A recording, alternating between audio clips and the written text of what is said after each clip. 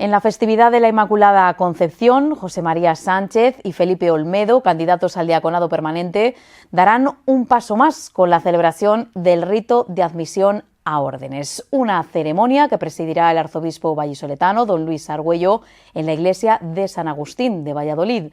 Antes de vivir este momento tan significativo en su camino hacia el diaconado permanente, ambos van a compartir con todos nosotros cómo sienten su vocación, una vocación que es muy distinta a la del presbítero.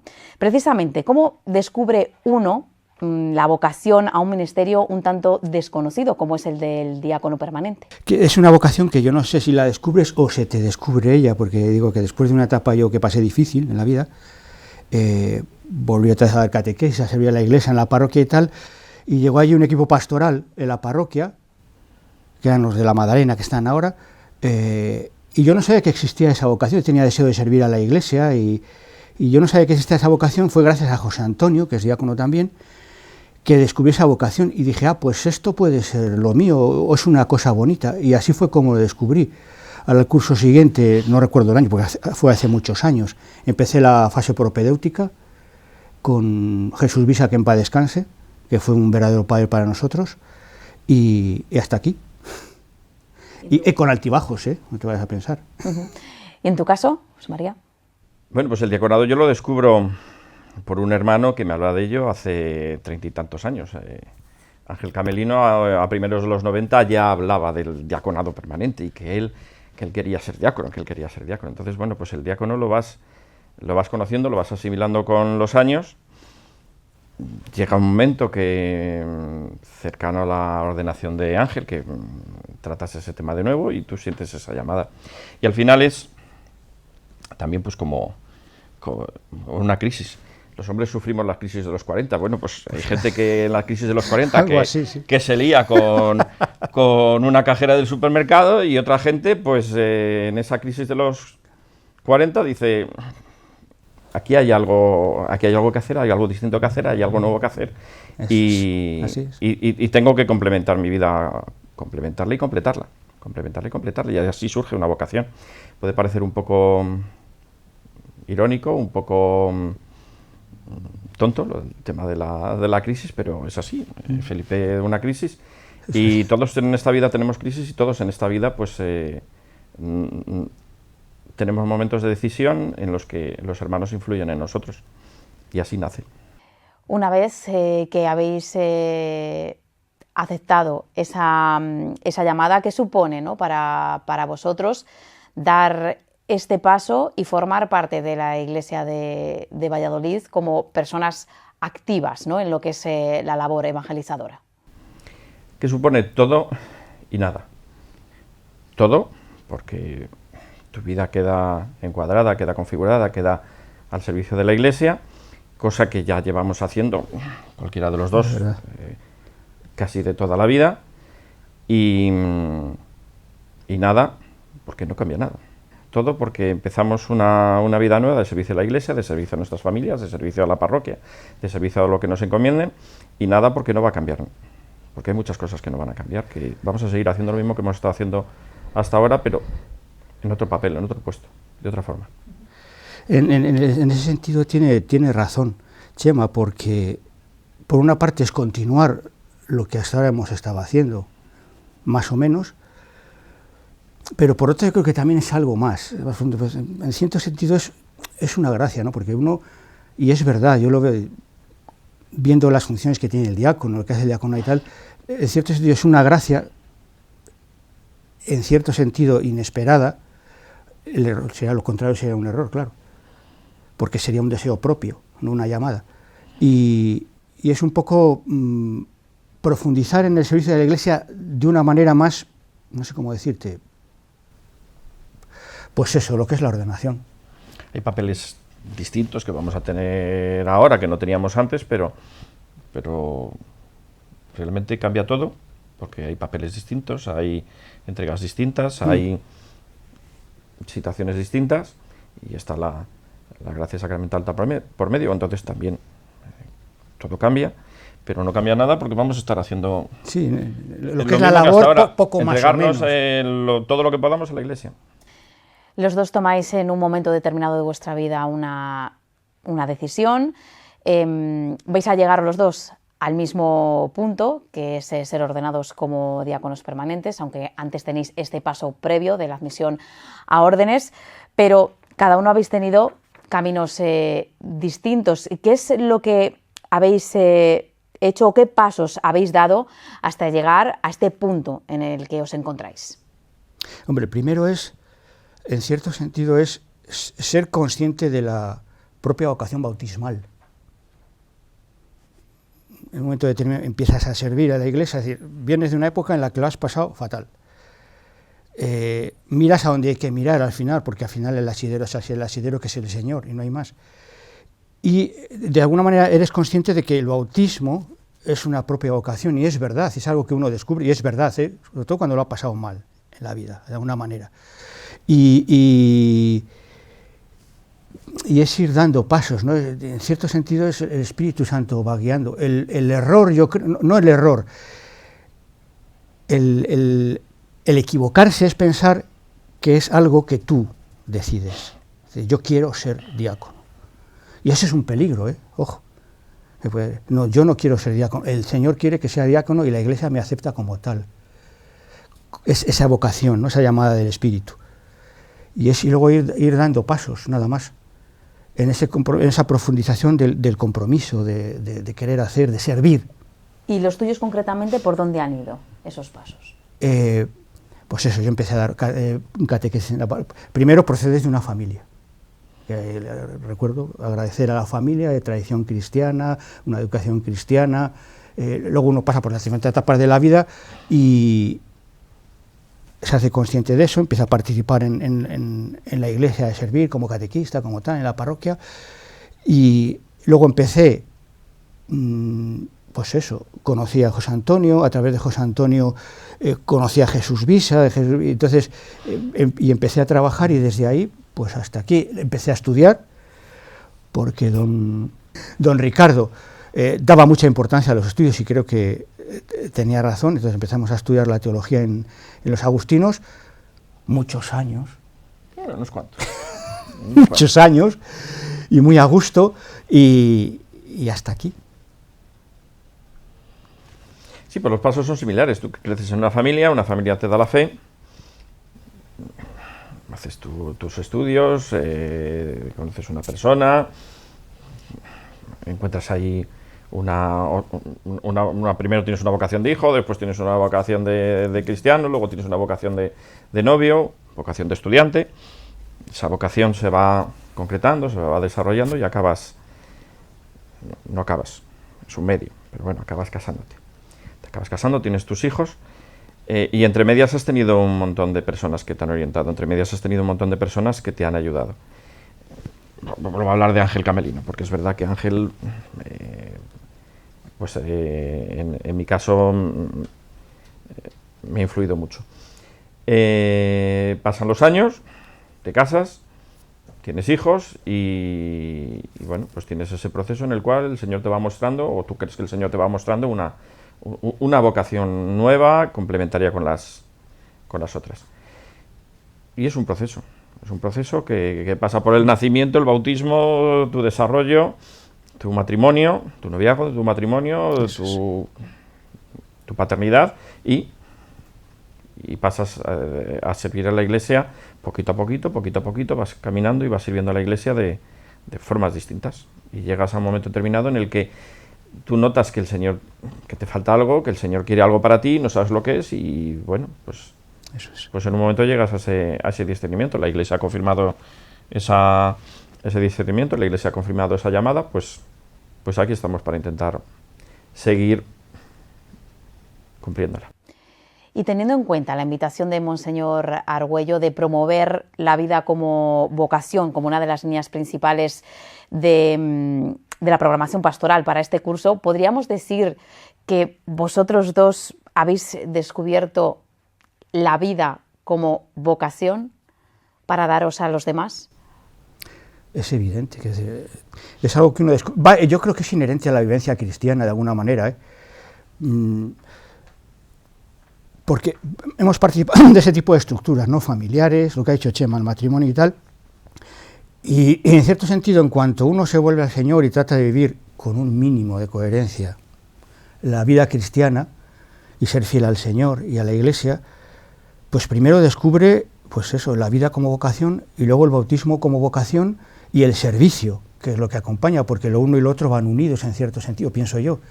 Y en ese aspecto, pues uno descubre que el bautismo no es solo una especie de rito, es una vocación, que la vida es una vocación, que el servicio es una vocación, y ese servicio se manifiesta, pues eso, ese servicio al Señor, esa entrega se manifiesta en el servicio a los demás, porque si no, pues es una cosa pietista o una cosa intimista, se convierte en la propia vocación, y yo creo que eso es un error. Todos estamos llamados a una vocación, pero no solamente una. O sea, que estamos llamados a la vocación de ser cristianos, estamos llamados a la vocación de ser esposos, estamos llamados a la vocación de ser padres, y todas esas vocaciones son ciertas y están presentes en la vida de cada uno. Entonces, la vida hay que entenderla así, como una vocación, como una llamada a servicio, como una llamada a la entrega, como una llamada a estar con el otro. Entonces, sí, estamos completamente de acuerdo. Yo creo que estamos completamente de acuerdo los dos en que la vida es un servicio, es una vocación y que hay que vivirla con ese espíritu de servicio. De hecho, el diácono permanente, hay que decir que no es un ministro a tiempo parcial, aunque se compagine, ¿no?, esta labor con funciones también laborales y, como no, las familiares. Ese elemento vocacional que está presente hace que estas responsabilidades sean algo más, ¿no?, mucho más que una faceta de vuestra vida. ¿Estáis preparados para afrontarlo? Espero que sí. Sí. ¿Quién está preparado para nada en esta vida, ¿no?, en cierto sentido? Sin duda nos han estado capacitando y sin duda pues todo lo que nos ha ocurrido en nuestra vida nos va capacitando. Si estamos enteramente formados, bueno, pues eso lo iremos viendo poco a poco. Es una cuestión ya no tanto de capacitación cuanto de que Dios nos mantenga en el espíritu de servicio, ¿sabes? Claro. Y que nos convirtamos en servidores de verdad, ¿no? Y ejemplos tenemos. Y no sé cómo decir, porque es que si no, es que incluso esa vocación de servicio de la vida, una persona que yo creo que sea, incluso aunque no sea cristiana, que sea mentalmente sana, es inherente también a la vida. Si no, pues es una patología o algo así. Y luego no es una vocación a tiempo parcial, puede ser parcial en cuanto a tu presencia física en un recinto religioso, pero bueno, nosotros estamos entregados a la Iglesia, nosotros estamos entregados a Cristo y intentaremos hacerlo en todas las facetas de nuestra vida. O sea, la vocación parcial puede serlo en cuanto a la presencia en un recinto religioso, pero no en cuanto a toda nuestra existencia. A mí una cosa que me llama la atención de la vocación del diaconado, ¿no?, porque eres diácono, eres ministro de la Iglesia, ordenado, pero en cierto sentido, a diferencia del presbiterio, es como que estás más en las estructuras del mundo, en el buen sentido me refiero, ¿no? Tienes familia, tienes una serie de compromisos laborales y sociales que yo creo que hacen también que sea una entrega también más completa, en cierto sentido más completa, como más universal, no sé cómo decirte. No quiero decir que el presbiterado no, ojo, al revés, pero como que estás más metido ahí, ¿sabes? No solo participas de todas esas estructuras del mundo, estás metido en ella, y claro, yo una de las cosas que siempre me planteo es decir, bueno, ¿qué pinta un diácono cuando casi todo lo que puede hacer un diácono lo puede hacer un laico ahora? Sí. Cada vez más, además, porque las propias necesidades de la Iglesia lo requieren así, ¿no? Entonces, estas cosas que me las he planteado más ahora que hace tiempo, no te creas, Y ahora que ya lo tienes ahí cerca, dices, jolín, dices, a ver si de verdad tú quieres, Señor, que yo sea diácono, ¿y para qué? y está en el orden, ¿sabes? Que es servir a la Iglesia en fidelidad para siempre, ¿no? Como una especie de segundo matrimonio. En cierto sentido es eso. Sí. Es casarte con la Iglesia. Y dices, porque bueno, si yo soy laico puedo hacer lo mismo, pero si mañana me canso lo dejo y ya está. Y el compromiso del diaconado y del ministerio ordenado es en fidelidad y para siempre. Y en obediencia también, ¿eh? Por un lado estáis vosotros, pero por otro están vuestras familias, que son piezas clave también en este proceso, ¿no? Sobre todo en este momento en el que os encontráis, ¿no? de discernimiento.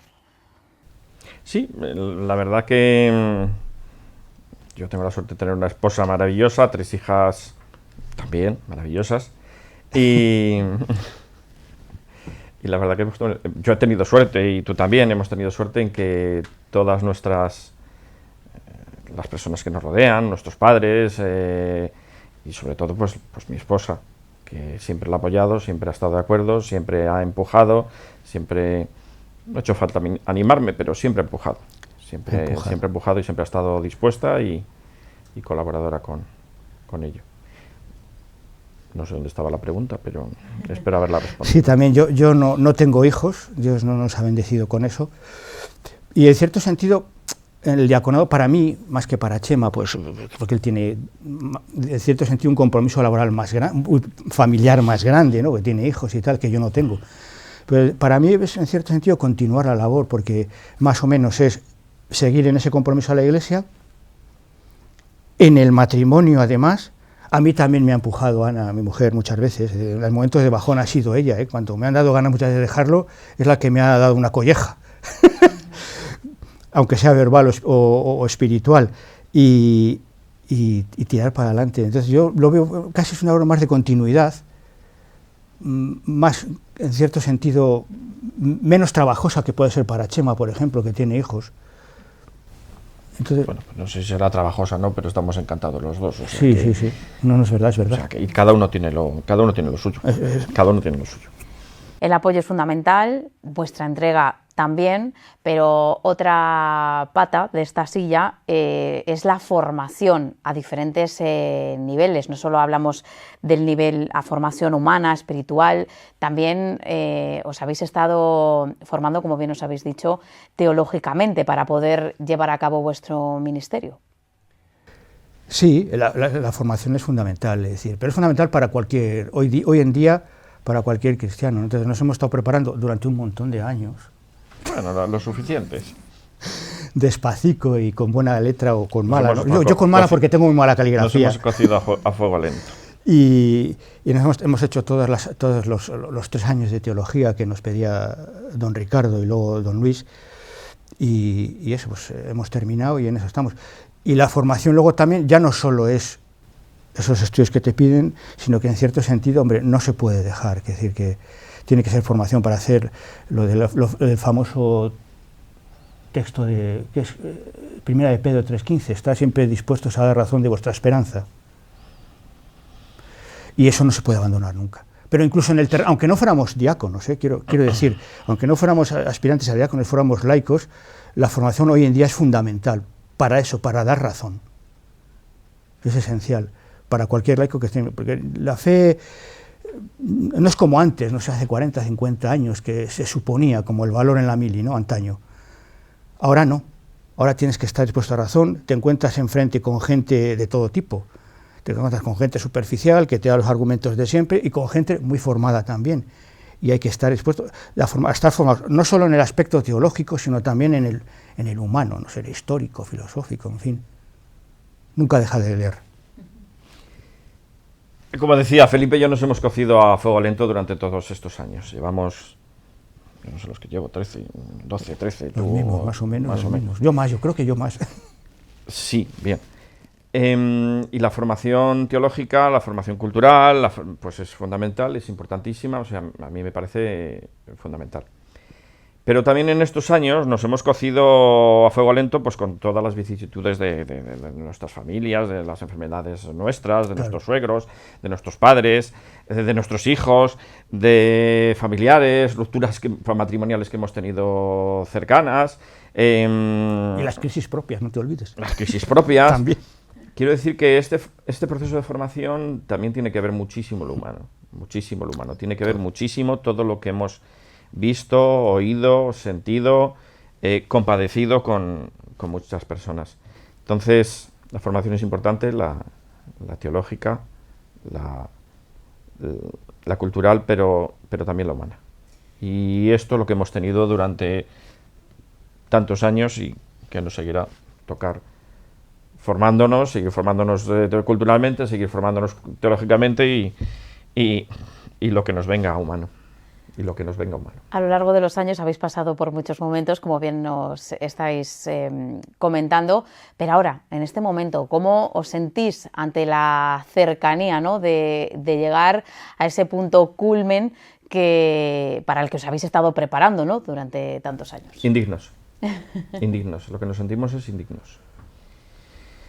Con humildad, intentando pues culminar esta preparación, intentando acoger este don que se nos va a dar, intentando pues llevarlo a cabo.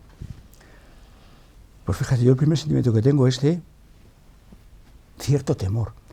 Fíjate, no, Sí, claro. no he tenido, siempre lo he considerado como algo hecho, ¿no?, la vocación al diaconado. Pero ahora que está ahí, dices, joder, ¿será verdad? ¿Es cosa mía o tuya? Dices al Señor, ¿no? Porque a veces uno no sabe distinguir. Se forja, como dice él, en el fuego lento de la vida, ese que nos va cociendo, y eso es lo primero, o sea, cierto, decir, y luego indigno, es decir, cuando uno ve lo que es un diácono, el servir a la Iglesia dentro de la Iglesia como ministro ordenado, decir, puf. Le impone a uno. Sí, eso es. Tal y como lo describe él, así. De hecho, en este momento, el Papa... Perdona, que es una cosa que antes yo no me había, no sé, dentro de la seguridad del cascarón, de los estudios y tal, y de las cosas de la vida, pues que no se plantea, pero ahora sí, fíjate. Bueno, las inseguridades siempre le afloran a uno y sobre todo en momentos especiales, ¿no? Cuando llegan justo que ves que van a tocar su fin, aunque sea también el principio, ¿no?, de una nueva etapa. De hecho, en este momento el Papa Francisco está impulsando un cambio en lo que es la forma en la que se entiende el diaconado permanente, que vosotros nos lo habéis estado explicando muy bien a lo largo de la entrevista, porque él lo que quiere es enfatizar en lo que es su papel en la caridad y también en el servicio a los pobres, recuperando de esta manera, ¿no?, las raíces apostólicas de este ministerio. ¿Cómo os gustaría a vosotros, a nivel personal, proyectarlo en nuestra diócesis cuando llegue el momento? Pregunta difícil. Pues cuando llegue el momento veremos. Con servicio, intentarlo con humildad, intentarlo con... Yo creo que el diaconado puede tener un peligro y es lo que dice el Papa, un poco clericalizarse, en cierto sentido, ¿no? No en el buen sentido, en el otro. Y el servicio de la caridad y a los pobres es fundamental. Las pobrezas múltiples, las que sean, de soledades, de atender, yo qué sé, pastoral rural, o pobres, es decir, gente que no tiene recursos. Y eso tiene que estar presente o a la par de lo otro, de lo que es la liturgia, la palabra, la predicación, a la par o incluso por encima de alguna manera. O sea, lo uno con lo otro, porque lo uno sin lo otro, la caridad, la fe sin caridad, pues no deja de ser fe, ¿no? No es fe verdadera, pienso yo. Sí, haremos lo que nos manden, haremos lo que nos pidan. Si es el servicio, la caridad, pues estaremos encantados, eso es lo que haremos. Si fuese otro servicio, no. Desde luego dentro de la humildad, intentando hacerlo con humildad, y hacerlo de la mejor manera posible. Seguro que así lo hacéis, José María, Felipe. Muchísimas gracias por haber compartido vuestro tiempo con nosotros. Gracias a vosotros. A vosotros, muchas gracias. Y espero que no nos hayamos aburrido y que hayamos dado una mínima buena impresión.